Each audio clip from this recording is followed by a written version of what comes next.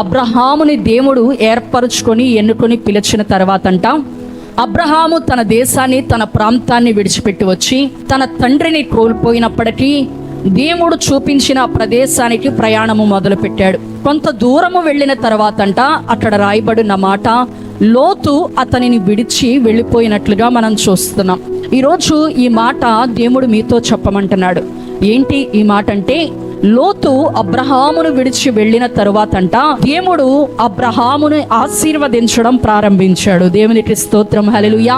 ఈ రాత్రి దేవుని వాక్యాన్ని వింటున్న మీ జీవితంలో కూడా ఇప్పటికే కొంతమంది మిమ్మల్ని విడిచి వెళ్ళిపోయి ఉండొచ్చు. మిమ్మల్ని ఎంతగానో అతను మన సంబంధి కాకపోయినా సరే, తన కుమారుడు కాకపోయినా లోతు తన కుమారుడు అన్నట్లుగా ప్రేమించి భావించి తననెంతగానో ఆధిపత్యం ఇచ్చినట్లుగా తనకు ప్రాముఖ్యత ఇచ్చినట్లుగా మనం చూస్తున్నాం. అయినప్పటికీ లోతు ఏమైపోయాడంట, అబ్రహాముని విడిచి వెళ్ళిపోయినట్లుగా మనం చూస్తున్నాం. ఈరోజు దేవుని ప్రణాళికలో దేవుని చిత్తంలో లేని వారు మీ జీవితంలో ఉంటే, ఒకవేళ ఇప్పటికే వాళ్ళు మిమ్మల్ని విడిచి వెళ్ళిపోయారేమో, ఒకవేళ మిమ్మల్ని వాళ్ళు వద్దనుకొని వెళ్ళిపోయారేమో, నేను నిశ్చయముగా మీతో చెప్పవలసిన మాట ఏంటంటే, వాళ్ళు దేవుని చిత్తంలో ఉన్నవారు కాదు, వారు మీ సంబంధికులు కాదు. వారు వచ్చారు, కొంత దూరము మీతో ప్రయాణించారు, వెళ్ళిపోయారు.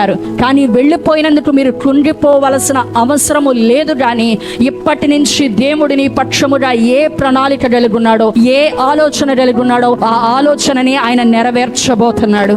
అబ్రహాముని లోతు విడిచి వెళ్ళిపోయిన తర్వాత అంటే దేవుడు అబ్రహాముని ఆశీర్వదించడం ప్రారంభించాడు. నీ పట్టణ వాళ్ళతో చెప్పు, ఇదిగో నీ జీవితంలో ఉన్న లోతు వెళ్ళిపోయాడని, దేవుడు నిన్ను ఆశీర్వదించడం ప్రారంభించాడని చెప్పు విశ్వాసంతో.